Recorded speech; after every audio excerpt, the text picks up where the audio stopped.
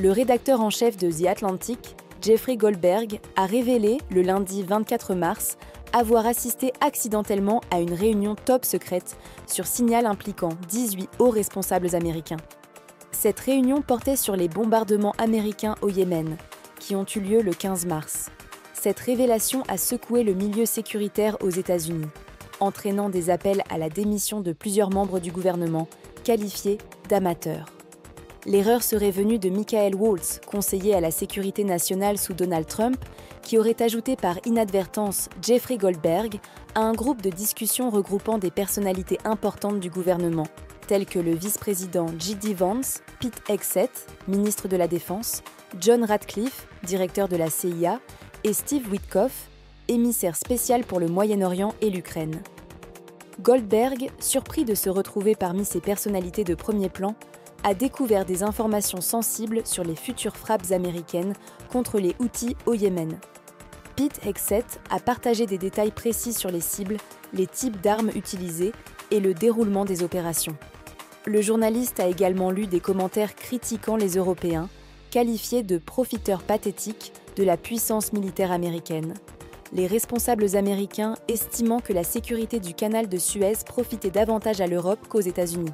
Le vice-président J.D. Vance a exprimé des critiques inhabituelles à l'égard de la politique diplomatique de Donald Trump. Il a déclaré que la décision de frapper les Houthis au Yémen n'était pas en phase avec la position de Trump envers l'Europe. Vance a déploré que Trump ait menacé à plusieurs reprises d'imposer des droits de douane à l'Europe, tout en semblant défendre ici des intérêts commerciaux européens en protégeant la navigation maritime. Malgré ces réserves, Vance a indiqué qu'il serait prêt à tempérer ses critiques. De son côté, Jeffrey Goldberg n'en revenait pas d'avoir accès à ces échanges, au point de se demander s'il ne s'agissait pas d'une manœuvre de désinformation. Mais lorsque les États-Unis ont effectivement mené les frappes contre les Houthis, comme discuté sur Signal, ces doutes se dissipent. Après les bombardements, Goldberg a constaté une série de messages de félicitations dans le groupe, rappelant les discussions adolescentes pleines d'émojis. Michael Waltz, par exemple, a utilisé des émojis de poings serrés, de drapeaux américains et de flammes, tandis que Steve Witkoff a opté pour des émojis prières, muscles et drapeaux américains. Ce serait presque comique, si ce n'était pas aussi préoccupant pour la sécurité nationale, a commenté Daffy de Townley, expert en sécurité nationale à l'université de Portsmouth. L'utilisation de Signal pour des discussions aussi sensibles a été largement diffusée par des experts diffusés par The Atlantic. Selon Townley, cela démontre un manque de professionnalisme de la part des responsables concernés qui ont opté pour la facilité plutôt que pour une approche sécurisée de la protection des informations. Signal, bien que réputé pour sa sécurité, n'est pas adapté pour des conversations d'une telle sensibilité. Pour des questions comme la planification de frappes aériennes, des moyens de communication approuvés par les services de sécurité et des salles protégées contre les interceptions doivent être utilisés, ce qui n'était pas le cas ici. Les 18 participants du groupe Signal ne se sont probablement pas isolés dans des salles sécurisées comme il est normalement requis. Ils ont échangé via leur téléphone personnel, qui ne sont d'ailleurs pas autorisés dans ces zones ultra protégées.